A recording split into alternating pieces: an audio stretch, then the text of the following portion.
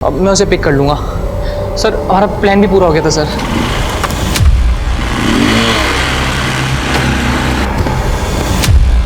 I am sorry, हम आज नहीं भाग सकते। लेकिन क्यों? मेरे दोस्त ने आज वादा किया था कि वो हमें पैसे देगा, लेकिन अब एंड मोमेंट पे उसने मना कर दिया है। मयूर, तुम समझ क्यों नहीं रहे हो? मैं कितनी मुश्किल से आई हूँ। मैं जानता हूँ, लेकिन बिना पैसे भागने का कोई फायदा नहीं है। ठीक है, तो ऐसे हालात में मैं चाहती हूँ वापस घर जा रही हूँ। सुनो मेरी बात सुनो, मेरी बात सुनो, मेरी बात सुनो। इस वक्त घर पे जाने से क्या होगा? घर वाले तो नींद की दवा खा के सब सो रहे हैं ना। सो हम यहाँ है ना, बैठे हैं ना, सब ठीक हो जाएगा। Don't worry.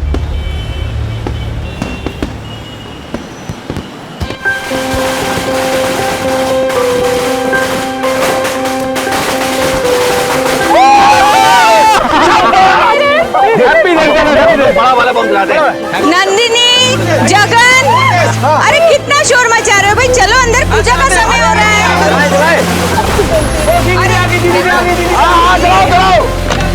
अरे दीदी आप नीरजा, सुन ना बेटा। हाँ माँ, क्या हुआ? मुझे तुझसे बहुत जरूरी बात करनी है। हाँ बोलो ना, क्या हुआ? जरा देखो ना हिना के मन में क्या चल रहा है। जब से आई है बहुत परेशान है। आप टेंशन मत लो, मैं उससे बात करके आती हूँ। देखो जरा।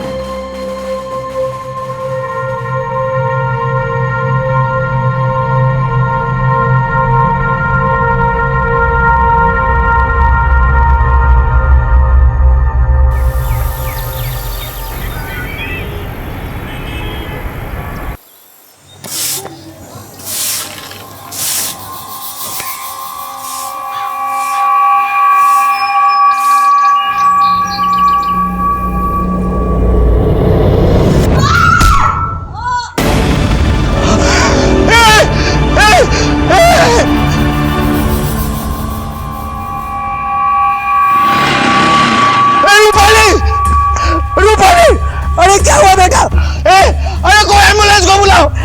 धर्म, धर्म, मोहन, जगन, अरे देखो रूपाली नीचे गिर गई है। जगन, मोहन, धर्म, जगन, मोहन, दरवाजा खोलो, दरवाजा खोलो। अरे सुनो। हेलो पुलिस स्टेशन जी कहिए। वसंत कुंज में सिंह निवासी एक लड़की को किसी ने खिड़की से नीचे फेंक दिया है।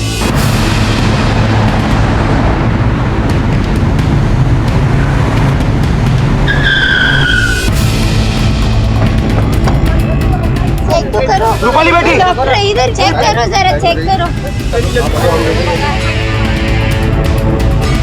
फॉरेंसिक को बुलाओ और फटाफट अस्पताल भेजिए उसको। उसको चल रही इसकी। कैसे हुआ ये? सब मैंने देखा, ये ऊपर से गिरी।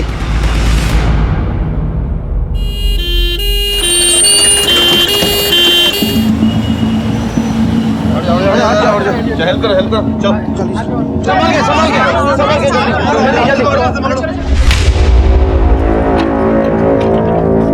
पता नहीं पहले आराम से, आराम से। किसका घर है ये? ये मेरे चचेरे भाई धर्म सिंह का घर है और ये उनकी बेटी रूपाली थी। घर वाले कहाँ हैं? पता नहीं साहब, मैं कब से चिल्ला रहा हूँ, दरवाजा पीट रहा हूँ, कोई सुन नहीं रहा। कोई सुन नहीं रहा है? कौन कौन है घर में? भरा पूरा परिवार है, बेटे बेटियां बहुएं बच्चे सब है। लास्ट टाइम कब देखा था आपने? कल रात को देखा था। कोई है क्या? दरवाजा खोलो प्लीज।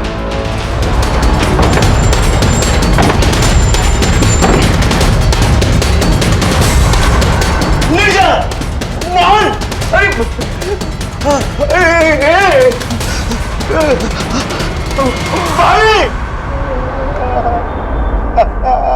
किसी को नहीं छोड़ा।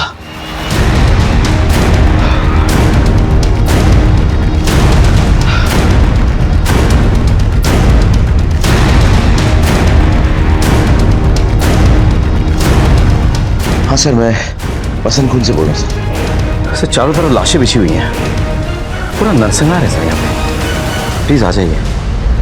नमस्कार, मैं सीनियर इंस्पेक्टर राकेश शर्मा और स्वागत है आपका क्राइम पेट्रोल दस्तक में। इतना बड़ा नरसंहार की देखकर मेरी भी रूह कांप गई। कुछ देर के लिए समझ में नहीं आया कि मैं क्या करूं। इतनी हैवानियत कोई कैसे कर सकता है? ऐसी भी क्या दुश्मनी कि पूरे परिवार को मार डाला? इतनी नफरत। इतना गुस्सा किस वजह से? और इतने बड़े परिवार में क्या किसी को भी इस आने वाले खतरे की दस्तक सुनाई नहीं दी?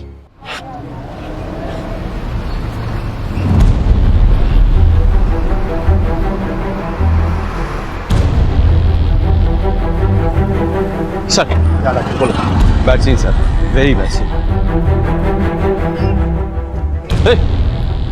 संभालो अपने आप को। पानी लो कोई। क्या हुआ? क्या है? देखो क्या बताया सर, बहुत सारे क्राइम सीन्स देखे सर, ऐसा नहीं देखा। 10 लोगों की हत्या कर दी सर। 70 साल के बूढ़े से लेकर 7 महीने की बच्ची बेरे में से मार डाला सर। यहां से इस खिड़की से एक लड़की को नीचे फेंक दिया सर। चलो देखते हैं। सर ये बड़ी बेटी नीरजा। Real sad.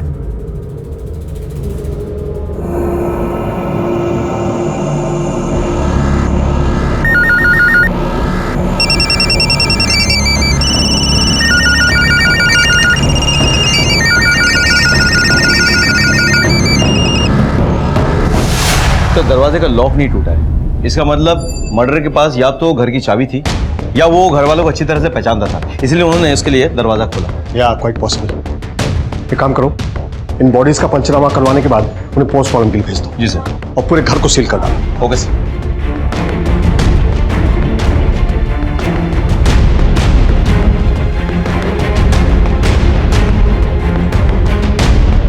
कोई है यहाँ जो इस परिवार वालों को जानता है? जी सर, ये कमल जी इस फैमिली के रिश्तेदार। इससे कोई दुश्मनी थी इनकी? कोई गलत काम तो नहीं कर रहे थे ना ये? कहीं ऐसा तो नहीं कि कोई गैंग वैंग या अंडरवर्ल्ड से कोई पंगा था इनका? नहीं साहब, कोई गलत काम नहीं कर रहे थे और ना ही किसी गैंग के साथ में पंगा था। साधारण लोग थे साहब। सब ये सामने दुकानें दिख रही है ना, ये सब इन्हीं की है। नॉर्मल बिजनेस करते थे साहब। आप कहाँ रहते हैं? यहाँ आगे कॉलोनी में, पास ही में रहता हूँ साहब। अच्छा, कल रात को यहाँ 10 लोगों की मौत हो गई और आपने और किसी और ने कुछ नहीं सुना? नहीं साहब, किसी ने कुछ नहीं सुना। सुबह जब रूपाली नीचे गिरी तभी ही। जब वो लड़की गिरी तब आपने किसी को अंदर से बाहर जाते हुए देखा था? नहीं साहब, किसी को नहीं देखा। और साहब कुछ देखने की हालत में मैं था ही नहीं साहब। सर मुझे लगता है कोई झगड़ा हुआ था सर। जिस किसी ने भी ये कांड किया है वो इस परिवार से काफी नफरत करता है। या क्वाइट पॉसिबल। इसने तो पागलों की तरह नरसंहार किया। जी। लेकिन राकेश, ये भी तो पॉसिबल है कि वो लड़की रूपाली का घर के बाकी मेंबर्स के साथ किसी बात पर झगड़ा हो गया हो और फिर उसने खुद ही ये खून किया हो और फिर खुद इस खिड़की से कूद गई। ऐसा लगता नहीं है सर। रूपाली की जो कद काठी है वो ऐसे 10 लोगों का मर्डर नहीं कर सकती सर। तो फिर लड़की आखिर ऊपर से कूदी क्यों? सर ऐसा भी तो हो सकता है कि वो लड़की घर पे छिपकर कहीं बैठी थी। शायद किलर ने उसे ढूंढ लिया हो और किलर से बचने के चक्कर में उसने खिड़की से छलांग लगाई हो या फिर एक्सीडेंटली नीचे गिर गई हो। नहीं विनीत, अगर किलर इतनी देर तक ऊपर अंदर बैठा होगा तो किसी ने उसे अंदर जाते हुए देखा होगा। सर कमल सिंह तो कह रहा था कि उसने ध्यान ही नहीं दिया। यहाँ कोई सीसीटीवी है? नहीं सर, हमने आसपास का सारा एरिया चेक कर लिया। यहाँ आसपास कहीं सीसीटीवी नहीं लगे। सर प्लीज सर मुझे कवर कर दीजिए सर अंदर सर प्लीज सर 9 लोगों की मीडिया को आप मीडिया को अंदर आने से नहीं रोक सकते सर प्लीज सर एक बार अभी नहीं, हमें अपना काम करने दीजिए। अभी नहीं, आप लोग प्लीज कोऑपरेट कीजिए। सर प्लीज हमारे पीछे जो आप घर देख रहे हो इसमें 10 लोगों की लाश मिली है। गला रेत कर निर्मम तरीके से सबका मर्डर कर दिया गया है और एक जवान लड़की को खिड़की से नीचे फेंक दिया गया है। जैसा आप देख सकते हो पूरे इलाके को सील कर दिया गया है। पुलिस अभी तक मीडिया से बात करने को तैयार नहीं है। शायद इस हत्याकांड को वो अपनी नाकामियां भी समझ रही है। हत्या की वजह या हथियारे अभी तक पुलिस के सामने नहीं आया है। कमल जी, इन दुकानों में से कौन सी दुकान धर्म जी की दुकान है? वो जनरल स्टोर है ना, वो धर्म जी का दुकान है। हालांकि चलाता उसका छोटा बेटा मोहन है। उसका बड़ा बेटा जगन प्रॉपर्टी का काम करता है। वो पास वाली दुकान भी उसी की है, मगर वो हमेशा बंद रहती है।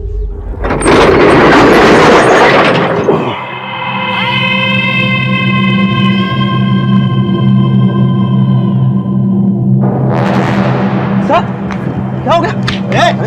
ताऊजी क्या हो गया? ताऊजी पुलिस को है, ये बताओ ना ताऊजी। चंदू कौन हो तुम? सब ये चंदू है, धर्म के यहाँ काम करता है और साथ में घर में भी काम करता है। हमारे गांव का ही है। कुछ साल पहले धर्म ही इसे गांव से लेके आया था। तुम रात को कहाँ थे? अब हम तो यही थे, हम दुकान में ही सोते हैं। ताऊजी हुआ क्या है बताओ ना। बताएंगे पुलिस स्टेशन में बताएंगे। Rakesh, this case is very sensitive. मुझे पल पल की खबर चाहिए, okay? Keep updating me please. सबको मार दिया, लेकिन हम लोगों ने क्या बिगाड़ा था किसी का? चंदू पानी पी लो।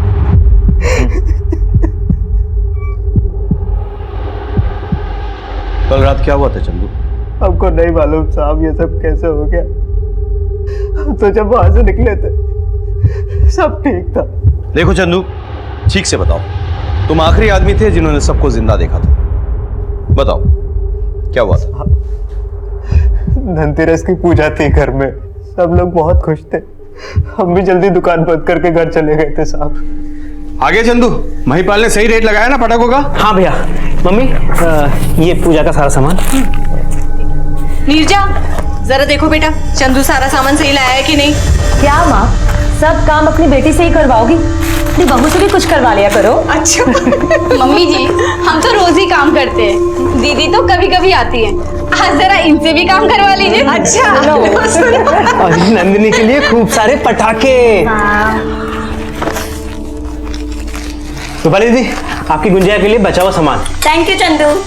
अरे वाह, बहुत अच्छी खुशबू आ रही है। खा लेना फटाफट आके। हाँ मम्मी जी, और कुछ सामान? अरे चंदू सुन, ये ले। ये क्या है? तेरे लिए नए कपड़े। मेरे लिए?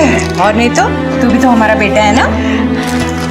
खुश रह, चल जल्दी जा और जल्दी वापस आ, पूजा शुरू करनी है। मैं बस यूं गया और यूं आया। भाग के जा। तुमने वहां कुछ भी अजीब देखा? कुछ अलग? ऐसा पूजा थी घर पे, हंसी खुशी का माहौल था। फिर क्या हुआ? उसके बाद हम कपड़े बदलकर दुकान से वापस घर चले गए थे साहब। जबान संभाल के बात कर। हाँ तो तेरा पैसा उधार लिया तूने, एहसान नहीं किया कोई मुझ पर? पूरा ब्याज ले रहा है मुझसे। देख, तेरा पैसा लेके परिवार के साथ भाग नहीं जाऊंगा मैं। क्या भैया, आप किससे उधार लिया आपने? कुछ नहीं, ऐसे धंधे के लिए बस। क्या आप अपना धंधा बढ़ाने के चक्कर में हम सबको मुसीबत में डाल देते हैं? नेता बेटा है तू, टीचर है जो हर वक्त ज्ञान देता रहता है मुझे। अगर किसी से पैसा उधार लेता हूं ना तो ब्याज सहित लौटाता हूं उसे। तेरे आगे हाथ नहीं फैलाता मैं। हाँ, लेकिन किसी और के आगे भी हाथ फैलाने की क्या जरूरत है भैया? बस बहुत हो गया। छोटा है, छोटे की तरह रह। जा अपना काम कर, बड़ा ज्ञान देना है। क्या कर रहे हैं आप लोग? अब तुम शुरू मत हो जाना। कम से कम त्योहार के दिन तो मत लड़िए। आइए चलिए पूजा करते हैं। ए चंदू, इधर इधर इधर। वाह, बड़ा सुंदर लग रहा है तू। क्या भैया, आप भी ना। तो लक्ष्मी नारायण भगवान की जय।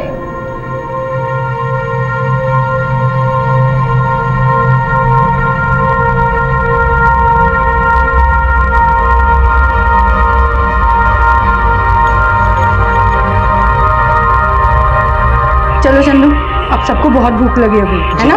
मैं जल्दी से कपड़े बदल कर आता हूँ। जा, जल्दी से जाके फिर भाभी की मदद कर। जब कपड़े बदल के तुम घर पहुंचे तो क्या देखा वहां पे तुमने? साहब हम वापस गए नहीं थे, कपड़े बदलने के लिए हम दुकान गए थे। सब वही हमारी आंख लग गई। सब हम जब सुबह उठे तो आप हमारे सामने थे। ऐसे भी कौन सी कुंभकर्ण की नींद सो रहे थे तुम चंदू कि तुम्हें कुछ होश ही नहीं था? को नहीं पता साहब। विनीत, एक बात तो स्ट्रेंज है, जब हमने घर का मुआयने किया था तब खाना वैसा का वैसा पड़ा हुआ था, यानी कि पूजा के बाद किसी ने खाना टच भी नहीं किया था। ऐसा क्यों है चंदू? हमको नहीं पता साहब। ये जगन फोन पे किससे बात कर रहा था चंदू? देख, तेरा पैसा लेके परिवार के साथ भाग नहीं जाऊंगा मैं। मालूम नहीं साहब, वैसे भी जगन भैया ने जब से नया प्रॉपर्टी का काम शुरू किया था उन्होंने बहुत लोगों से उधार ले रखा था और उनको आए दिन कोई ना कोई धमकाता रहता था। कितनों के पैसे तो मोहन भैया ने चुकता किए थे। कर्जा देने वालों में से किसी ने कांड किया होगा। और कोई है जो खून कर सकता है? हमको पक्का तो नहीं पता साहब, लेकिन साहब कुछ दिन पहले की बात है।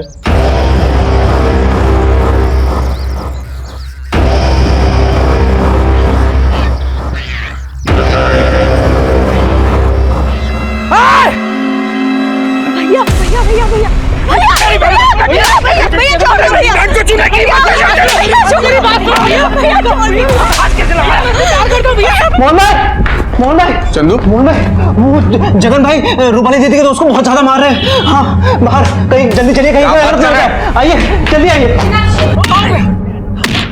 जगन भाई, जगन में क्या कर रहे हैं? इसने 20 सड़क पे मेरी बहन को छुआ है। जाइए, रुक जाइए। भैया ऐसा कुछ भी नहीं है, मयूर मुझे सिर्फ छोड़ने आया था। कौन है ये? हाँ, मैं और मयूर एक दूसरे से प्यार करते हैं और शादी करना चाहते हैं। भैया आप लोग बड़े हैं, इसका मतलब ये नहीं कि आप कुछ भी बोलेंगे। हम लोग बालिग हैं, हम लोगों को आप शादी करने से नहीं रोक सकते आप। तुम जा सकते हो, जरूरत पड़े तो फिर बुलाएंगे तुम्हें।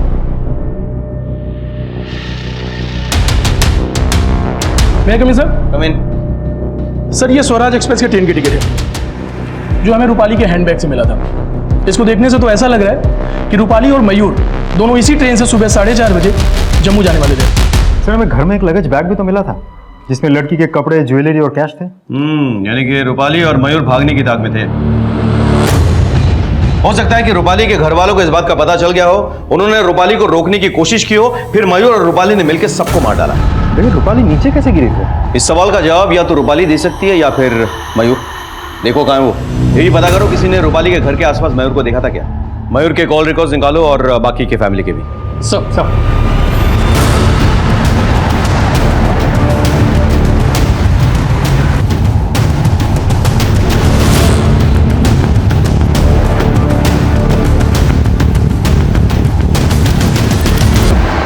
अरे भाई साहब सुनिए सर, मयूर यहीं रहता है? जी हाँ, मयूर यहाँ मेरा किराएदार है और मैं इस घर का ओनर। यहाँ तो ताला लगा हुआ है, मयूर है कहाँ? कल रात से अपने दोस्तों के साथ शिमला गया हुआ है और कहा कुछ 2-4 दिन बाद ही लौटेगा। मयूर के दोस्तों के फोन नंबर्स होंगे आपके पास? एक शायद देखता हूँ मैं। देखिए जरा। हेलो डॉक्टर, अच्छा रूपाली को कब तक होश आएगा? कुछ कह नहीं सकते इंस्पेक्टर। ऊपर से गिरने की वजह से मल्टीपल फ्रैक्चर्स हुए हैं और सर पर भी बहुत गहरी चोट आई है और हम किसी तरह ब्लीडिंग कंट्रोल करने की कोशिश कर रहे हैं। अच्छा अगर उसे होश आए तो प्लीज मुझे इन्फॉर्म कर दीजिएगा। Okay inspector, sure. Thank you. Sir उस रात कोई भी ऐसा इंसान नहीं मिला जिसने उस एरिया में किसी संदिग्ध इंसान को देखा हो। अच्छा, दिवाली का टाइम होने की वजह से बच्चे पटाखे फोड़ रहे थे और लोग अपने अपने घरों में धनतेरस की पूजा में बिजी थे। सर मयूर के लैंडलॉर्ड से बात हुई, उन्होंने बताया कि मयूर शिमला गया था अपने दोस्तों के साथ। लेकिन जब हमने मयूर के दोस्तों से पूछताछ की तो उन्होंने कहा कि मयूर कहाँ जाता है उनको कोई आइडिया नहीं। इसका मतलब मयूर झूठ बोल के गया। फिलहाल मयूर का फोन स्विच ऑफ आ रहा है, हमने ट्रैकिंग पे डाल दिया सर। ये चंदू भी तो ये कांड कर सकता है। हाँ, हमारे शक के घेरे में वो भी है, लेकिन सर्कमस्टेंशियल एविडेंस की कोई भी लीड चंदू की तरफ इशारा नहीं कर रही। मीडिया में बहुत गहमा गहमी है, ऊपर से भी बहुत प्रेशर है। आफ्टर ऑल दिल्ली देश की राजधानी है, मयूर को तो किसी भी हालत में पकड़ना होगा। एक काम करो, उसके फोटोग्राफ्स बाकी के पुलिस स्टेशन और अखबारों में सर्कुलेट कर दो। देखो किस बिल में छुप के बैठा है चूहा, वो निकालो सर। मैसेज आया, प्राइमरी पोस्टमार्टम रिपोर्ट और फॉरेंसिक रिपोर्ट आ गई है। ये अपने को कवर करना। Vivek, be alert, be ready. Sir sir sir sir Raju ji, sir 11 लोगों की इस हत्याकांड के बाद दिल्ली पुलिस की तरफ से कोई अपडेट नहीं मिला है। क्या कर रही है पुलिस? देखिए, हमारे सीनियर इंस्पेक्टर राकेश शर्मा खुद इस केस पर काम कर रहे हैं और बहुत जल्द हमारे हाथ में सबूत लग जाएगा। फिर मैं खुद मीडिया को बुला के सब कुछ अपडेट करूंगा। Till then excuse me please. लेकिन अब तक क्या हो रहा है सर? कोई तो आपको सबूत हाथ लगा होगा। सर कोई तो Raju ji. Thank you sir. Primary postmortem report के मुताबिक घर वालों की हत्या चाकू से पतली किसी तेज धार वाले हथियार से हुई है सर। एक और बात सर, घर के 9 लोगों की मौत रात के 12 से 1 बजे के बीच हुई है, जबकि मोहन की मौत सवेरे 5 से 6 के बीच हुई है। इसका मतलब है कातिल ने पहले घर के 9 लोगों को मारा, फिर कुछ घंटे इंतजार के बाद उसने मोहन को मारा। सर एक और बात, घर के लोगों के पेट में नींद की दवा की ट्रेसेस मिले हैं, सिवाय रूपाली और मोहन के। सर वहां खाना किसी ने भी नहीं खाया था, इसीलिए हमने मिठाई के बचे हुए टुकड़ों की जांच की। सर नींद की दवाई उसी में मिलाई गई। मोहन के पोस्टमार्टम रिपोर्ट के मुताबिक वो डायबिटिक था, तो समझ में आता है कि उसने मिठाई क्यों नहीं खाई। उसके पेट में नींद की दवाई तो नहीं मिली, लेकिन वो नशे में था सर। हम ये पता करने की कोशिश कर रहे हैं कि उसने एग्जैक्टली क्या नशा किया था। चंदू के मुताबिक उस दिन मिठाई रूपाली ने बनाई थी, तो ये तो साफ जाहिर है कि रूपाली ने नींद की दवाई डाली मिठाई में और खुद नहीं खाई। वो भागने के ताक में थी, इसीलिए शायद उसने घर वालों को बेहोश किया। घर में किसी बाहरी आदमी के फिंगरप्रिंट्स मिले हैं? नहीं सर, फॉरेंसिक के मुताबिक सिर्फ घर वाले और नौकर के फिंगरप्रिंट्स थे। दरवाजा अंदर से बंद था और मर्डर वेपन अभी तक नहीं मिला सर। व्हाट स्ट्रेंज कि मोहन को आखिरकार इतने देर बाद क्यों मारा गया? पता नहीं सर, लेकिन ऐसा लग रहा था कि कातिल किसी बात के लिए मोहन को पनिश कर, मतलब उसे सजा दे, इसीलिए उसकी आंखों के सामने घर वालों को मार दिया गया और उसके बाद रूपाली को खिड़की से फेंक दिया गया और फिर मोहन को मारा। हो ना हो सर, ये काम किसी पहचान वाले का है जिसके लिए दरवाजा खोला गया। हाँ हाँ, लेकिन कौन? सर हमारा पूरा शक रूपाली के बॉयफ्रेंड मयूर पे है, हम उसे ढूंढने की पूरी कोशिश कर रहे हैं। राकेश, तुम्हें पता है ना इस केस के लिए हमारे ऊपर कितना प्रेशर है? जी sir. I want results as early as possible, right? Absolutely sir. Rupali को मिठाई बनाने का सामान तुम्ही ने लाके दिया था ना, और साथ में नींद की दवा भी। मतलब साहब? मतलब मिठाई में नींद की दवा मिली हुई थी। सर वो मिठाई तो हमने भी खाई थी, और हमने एक की बजाय दो खाई थी। तभी जब हम दुकान में कपड़ा बदलने के लिए गए थे तो हम वहीं लुढ़क गए साहब। अभी हम सोचे कि हमें कोई सुध काई नहीं रही। मैं कमी सर? कम इन। सर उस रात जगन को जो आदमी फोन करके धमका रहा था उसका पता चल गया। कौन है वो? बंटी श्रीवास्तव। वो बंटी श्रीवास्तव जो बॉलबाल क्रिमिनल है, उसका जगन के साथ क्या वास्ता? बंटी श्रीवास्तव से तो जगन भैया ने खूब सारे पैसे उधार ले रखे थे, करीब 60-65 लाख, और इतना बड़ा कर्जा मोहन भैया भी नहीं चुका सकते थे, और इसलिए मोहन भैया और जगन भैया में आपस में झगड़ा रहता था। और साहब एक बार तो बंटी श्रीवास्तव का गुंडा लोग घर पे भी आया था। ये मैं जीत गई, पापा हार गए। अरे वाह जगन भैया, आप तो बच्ची से हार गए। अरे बच्ची से क्या हार गए, मेरी तो प्यारी बच्ची है, इसी से तो हारा हूँ। चल एक गेम और हो जाए। ओ बाबा क्या हार जीत चल रही है? कहीं ऐसा न हो तेरी बेटी अपनी जिंदगी से हार जाए। और तुम लोग मेरे घर में आने की हिम्मत कैसे हुई? अबे साले, बंटी भैया के पैसे खा के हमें हाथ निकाला। अगर तूने बंटी में एक पैसे 7 दिन में वापस नहीं किया ना तो पूरे परिवार के टुकड़े टुकड़े कर दूंगा। चल चल गुड डेज। कत्ल वाली रात भी जगन के पास बंटी का फोन आया था। देख तेरा पैसा लेके परिवार के साथ भाग नहीं जाऊंगा मैं। बंटी से माफी या मोहलत मांगने के बजाय जगन ने फोन पे उससे बदतमीजी की। हो सकता है कि बंटी को गुस्सा आ गया हो और उसने अपने आदमियों को भेजा हो उनको मारने के लिए। कहाँ है आजकल बंटी? सेंट्रल जेल में सर। इस हथियार से उन सब के गले रेते गए हैं। सुना है वो चाकू से भी पतले थे, और इस तरीके के हथियार पॉकेटमार ही यूज करते हैं। चिंदी पॉकेटमार और बंटी श्रीवास्तव में आपको फर्क नजर नहीं आता है? आप लोगों से पूछिए कि बंटी श्रीवास्तव अगर किसी का खून भी करता है तो किस तरीके से करता है। और पूरी दुनिया जानती है कि बंटी श्रीवास्तव की दुश्मनी किसी से भी हो, मगर वो औरतों और बच्चों को कभी नहीं मारता है। तू बातें तो बहुत अच्छी करता है, लेकिन अगर ये तेरा काम हुआ तो तू बहुत पछताएगा। साहब मैं तो पहले से उम्र कैद की सजा काट रहा हूँ, अब इससे ज्यादा और क्या होगा। तेरे उम्र कैद की सजा मैं इतनी मुश्किल कर दूंगा कि तू दरख्वास्त करेगा अदालत में कि तुझे फांसी की सजा हो जाए।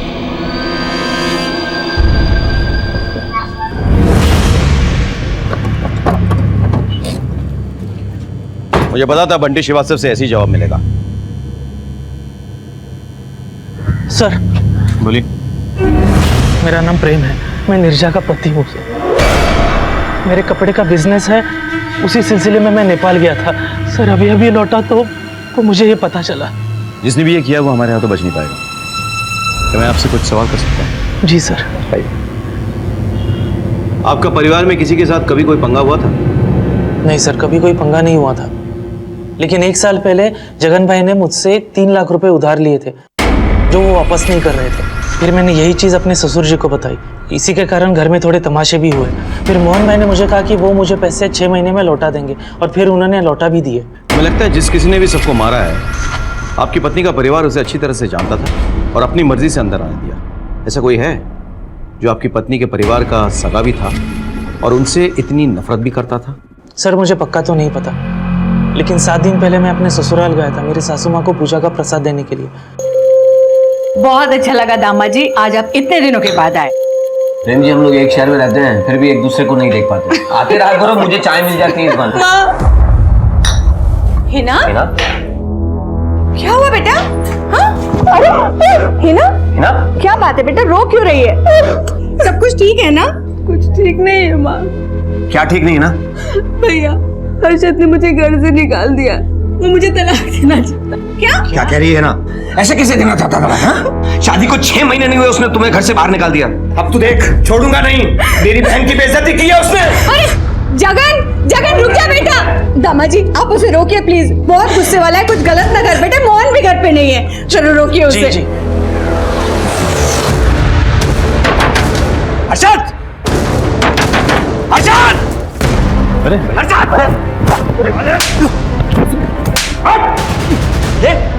मेरी बहन को घर से बाहर निकालने की तेरी हिम्मत कैसे हो गई? एक मिनट मेरी बात सुनिए, इसमें मेरी कोई गलती नहीं है, इसमें सब हिना की गलती है।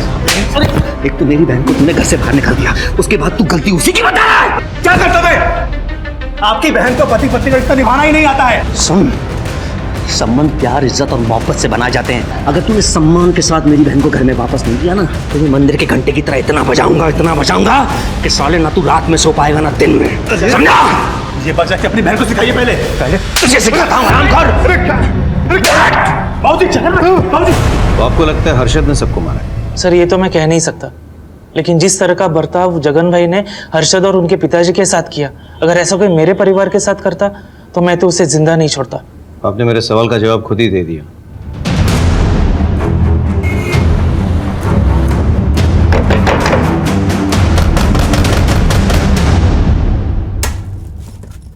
जी हर्षद घर पे हैं?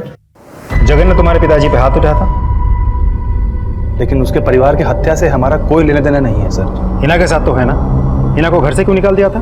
सर वो मैं बहुत अजीब सिचुएशन में फंस गया था, पता नहीं कौन से ट्रॉमा में थी। जब मैं जाता उसके पास तो वो डरकर भाग जाया करती थी। सर हमारे बीच में कभी भी पति पत्नी का संबंध रहा ही नहीं। सर मैंने उसे कितनी बार कहा कि किसी साइकियाट्रिस्ट के पास चलते हैं, लेकिन नहीं। एक बात बताओ, कत्ल की रात तुम कहाँ थे? मैं अपने घर पे ही था सर। ठीक है, फिलहाल के लिए तो हम जा रहे हैं, लेकिन शहर छोड़ के नहीं जा सकते तुम। कभी भी हमें याद करे तो चुपचाप अटेंडेंस लगाने पुलिस स्टेशन आ जाना। ठीक है सर। सभी विक्टिम्स का फोन कॉल रिकॉर्ड आ गए हैं, मयूर के भी। एक इंटरेस्टिंग बात है सर, मयूर रात को करीब 12:30 बजे और फिर सुबह करीब 6 बजे रूपाली के घर के आसपास ही था। एक और बात सर, उस रात 1 बजे से लेकर 5:30 बजे तक ये रूपाली और मयूर दोनों के मोबाइल की लोकेशन एक ही थी, मयूर के घर वाले एरिया में। Thank you. मतलब रूपाली ने मिठाई में नींद की गोली मिलाकर सबको बेहोश कर दिया होगा, लेकिन मोहन ने वो मिठाई नहीं खाई होगी। फिर रूपाली ने मयूर को बुलाकर सबकी हत्या कर दी। उसके बाद दोनों बाहर चले गए और फिर वापस आए मोहन को मारने के लिए। तब तो सवाल ये उठता है कि उसी वक्त मोहन को क्यों नहीं मार दिया? और सर फिर रूपाली खिड़की से कैसे गिरी? हो सकता है कि मोहन के साथ उसकी हाथापाई हुई हो और बैलेंस बिगड़ने से रूपाली खिड़की के बाहर गिर गई। या फिर ऐसा हो सकता है कि मयूर को ऐसा लगा कि आगे चलकर अगर रूपाली के दिल में कहीं गिल्ट आ जाए और वो पुलिस को कुछ बता दे तो मयूर फंस जाएगा, इसलिए उसने रूपाली को खिड़की से फेंक दिया। लेकिन सर फिर भी सवाल तो ज्यों का त्यों है, मोहन वो कैसे बच गया? विनीत, इस केस में इतनी धुंध छा गई है कि वो धुंध छटेगी तभी पता चलेगा।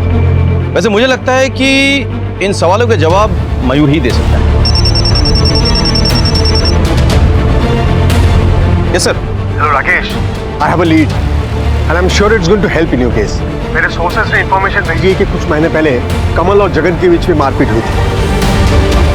हम पता करते सर।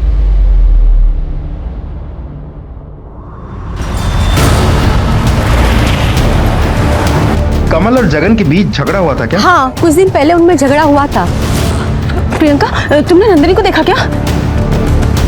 सुमन, तुमने नंदिनी को देखा क्या? कमल जी के हैं। कमल जी के हैं? हाँ। नंदिनी, हद होती है बेशर्मी की। छोटी बच्ची है ये, तुम्हें शर्म नहीं आई? तुम्हें और कोई नहीं मिला? मेरी मासूम बच्ची मिली तुम्हें ऐसी हरकत करने के लिए? नहीं, तुम्हें कोई गलतफहमी हो रही है। फिर क्या हुआ? फिर भाभी ने जगन जी को बुलाया और दोनों में हाथापाई हुई। ये मेरी भी बच्ची है। बच्ची? जगन, ये आवाज साले! आज के बाद मेरी बेटी तो क्या, मेरे घर के आसपास भी दिखाई दिया तो जिंदा काट दूंगा बुड्ढे। मैंने ऐसा कुछ नहीं किया जगन।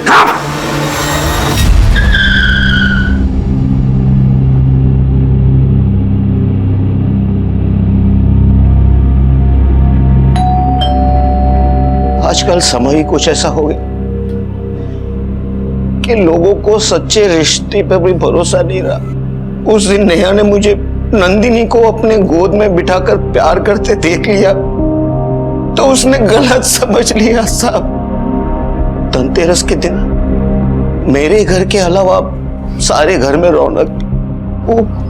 वो छोटी बच्ची नंदिनी ने मुझे देखा और दिवाली की शुभकामनाएं दी। हैप्पी दिवाली दादू। मुझे अच्छा लगा साहब, ऐसा लगा कि चलो कोई अपना तो है। नहीं सुधरोगे ना तुम? मैंने आपको सब कुछ सच सच बता दिया, लेकिन आपको फिर भी ऐसा लगता है कि ये मैंने किया है तो आप मुझे जेल में डाल दीजिए। लेकिन साहब आपसे हाथ जोड़कर विनती है, उनके कातिल को ढूंढकर सजा जरूर दीजिएगा। कभी कभी मैं सोचता हूं कि हम किस दुनिया में जी रहे हैं जहां हम अपनों पर यकीन नहीं कर सकते। अब कमल ने नंदिनी के साथ कुछ किया था या नहीं, ये अलग बात, लेकिन सच्चाई तो यह है कि आजकल बच्चे अपने घरों में अपने परिवारों के साथ, अपने अपनों के साथ सुरक्षित नहीं है। कमल लाख सफाई दे दे, रिश्तेदार होने का रोना रो ले, लेकिन हमें उस पर पूरा शक था। तभी कुछ ऐसा घटा जिसने इस केस की दिशा बदल दी।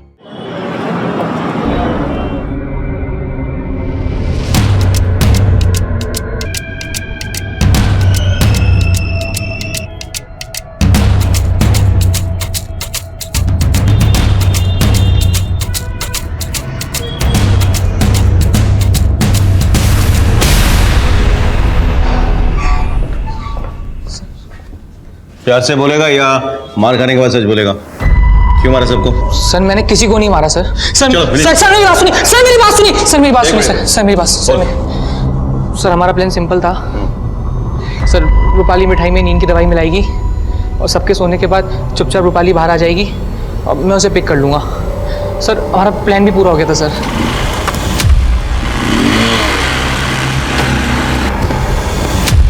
रूपाली आई एम सॉरी, हम आज नहीं भाग सकते। लेकिन क्यों? मेरे दोस्त ने आज वादा किया था कि वो हमें पैसे देगा, लेकिन अब एंड मोमेंट पे उसने मना कर दिया है। मयूर तुम समझ क्यों नहीं रहे हो? मैं कितनी मुश्किल से आई हूँ। मैं जानता हूँ, लेकिन बिना पैसे भागने का कोई फायदा नहीं है। ठीक है, तो ऐसे हालात में मैं चाहती हूँ वापस घर जा रही हूँ। सुनो मेरी बात सुनो, मेरी बात सुनो, मेरी बात सुनो। इस वक्त घर पे जाने से क्या होगा? घर वाले तो नींद की दवा खा के सब सो रहे हैं ना, सो हम यहाँ है ना, बैठे हैं ना, सब ठीक हो जाएगा, डोंट वरी। उसके बाद सर 4-5 घंटे हम साथ में ही थे, फिर मैंने उसको उसके घर के पास छोड़ दिया था सर। बहुत लेट हो गया है, घर में से अगर कोई उठ गया होगा तो? कुछ भी नहीं होगा, तुम घबराओ मत, मैं यही हूँ। तो बंदा जाके मुझे फ़ोन कर देना जैसा भी, ठीक है? मत कर।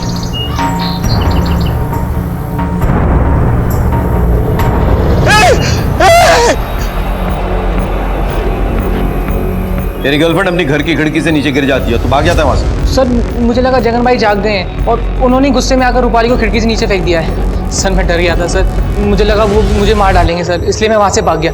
लेकिन सर मैंने ही बाहर जाकर पुलिस को पीसीओ से फ़ोन किया था सर।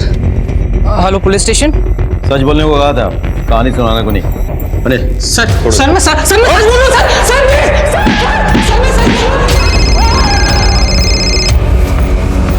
हेलो सर, अभी अभी हॉस्पिटल से कॉल आया था, रूपाली की डेथ हो गई है। सर हमारे पास एक ही रास्ता बचा था, अब रूपाली के डेथ के साथ साथ तो वो रास्ता भी बंद हो गया। विनीत, पुलिस वालों के लिए रास्ते कभी बंद नहीं होते। कातिल को तो हम ढूंढ निकालेंगे, तो जो कोई भी है हमारी आंखों के सामने है, बस पर्दे के पीछे छिपा हुआ है। एक काम करते हैं, फिर से सारी पर्दे हटाते हैं, कुछ ना कुछ जरूर हाथ लगेगा। तुम एक काम करो, इस केस से जुड़े हुए तमाम एविडेंसेस और स्टेटमेंट्स लेके आओ। सर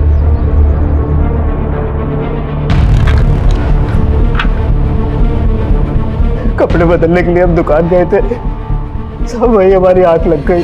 पूरी दुनिया जानती है कि बंटी श्रीवास्तव की दुश्मनी किसी से भी हो, लेकिन वो बच्चे और औरतों को नहीं मारता है। मैं अपने घर पे ही था सर। आपको फिर भी ऐसा लगता है कि ये मैंने किया है, तो आप मुझे जेल में डाल दीजिए। विनीत इसे लेके आओ। Are you sure sir?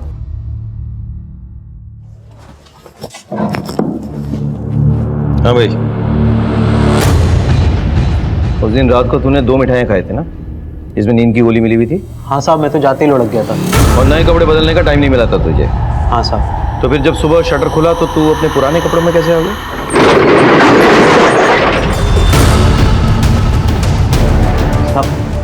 साहब मैं आपको बताना भूल गया, मैंने सोने से पहले कपड़े बदल लिए थे। अच्छा अच्छा अच्छा, तो कहाँ हैं तेरे नए कपड़े? पता नहीं साहब। नहीं पता। अनिल याद आया कुछ? तेरे नए कपड़े जो तूने दुकान में बोरी के नीचे छिपा रखे थे।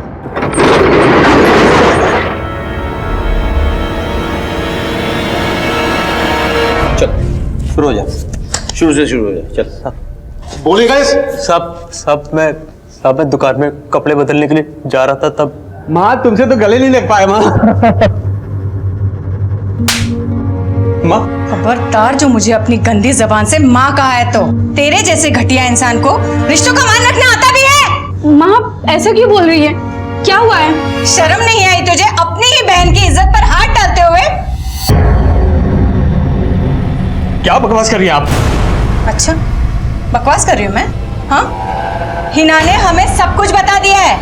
बचपन से ही तू इसकी इज्जत पर हाथ डालते आया है। अपनी ही बहन की इज्जत लूटता रहा तू। तेरी वजह से आज इसकी गृहस्थी बर्बाद हो रही है। अरे ये तो अपने पति के पास भी जाने से डरती है। राक्षस है तू, बिल्कुल राक्षस। हिना, हिना, माँ जो कह रही है क्या वो सही है? मोहन, तुझे नहीं छोड़ूंगा साले। आज इनके साथ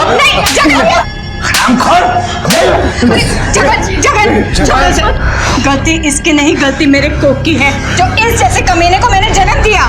ऐसे घटिया इंसान के साथ मैं भी अपनी बेटी के साथ इस घर में नहीं रह सकती। इस घटिया इंसान के साथ तो मैं भी नहीं रहना चाहती। शी, चाचू आप कितने गंदे हो। चल चल निकल जा। सबका फैसला सुन लिया तूने? सुन, अगर तू मेरा भाई नहीं होता ना तो काट के तेरे टुकड़े टुकड़े कर देता। निकल जा यहाँ से और मनुष्य सूरत कभी घर मत दिखाना। निकल जा, निकल जा।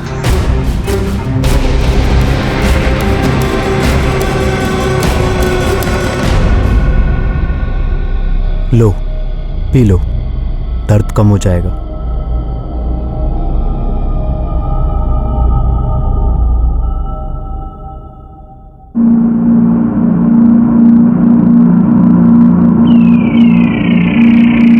तुम जानते हो ना हम तुमसे कितना प्यार करते हैं। तुम्हारे बिना नहीं रह सकते हम।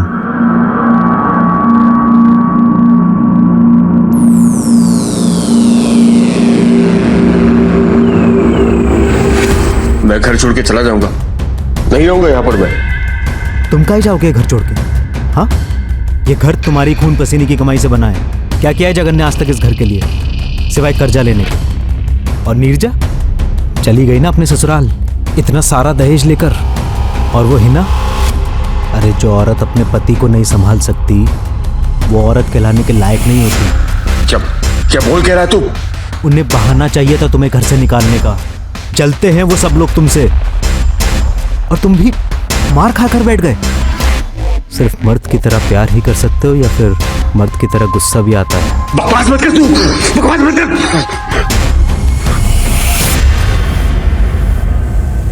इतने सारे लोग हैं, मैं अकेला उन सब पर कैसे? कुछ नहीं होगा, सब नींद की दवाई खाकर सो रहे हैं। तुझे कैसे पता? रूपाली ने गुंजिया में नींद की दवाई मिलाई थी, हम ही ला कर दिए थे। बताया था उसने कि वो अपने आशिक के साथ भागने वाली है। रूपाली भागने वाली है और तूने मुझे बताया नहीं? ओफो, इस वक्त ये सब मत सोचो, ये सोचो कि यही अच्छा मौका है। अब मारोगे तुम और इल्जाम जाएगा रूपाली के माथे। मेरी बात मानो मोहन, यही मौका है। बदला ले लो अपनी बेइज्जती का, खत्म कर दो सबको,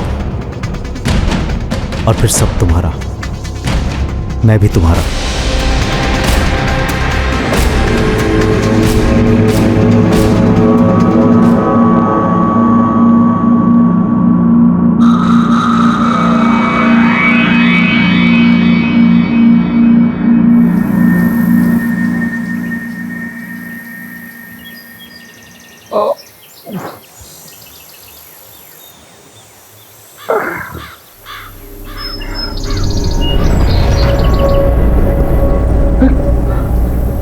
मैंने क्या कर दिया?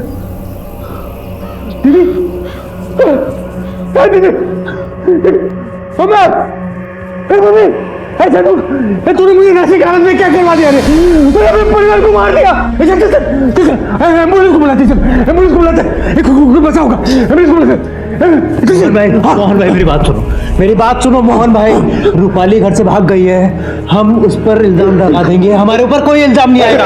पुलिस को नहीं पता चलेगा। पुलिस को पता पड़ेगा मुझे, पुलिस को पता पड़ेगा, पुलिस को पता पड़ेगा।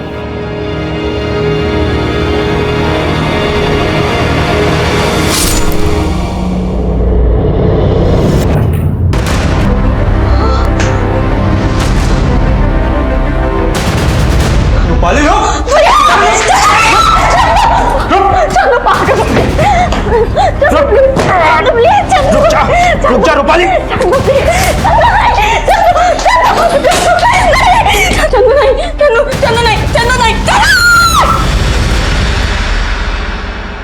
उसके बाद मैं वापस दुकान में गया और मैंने खून वाले कपड़े और कटर वहीं दुकान में छुपा दिया साहब, और आपको झूठी कहानी सुना दी।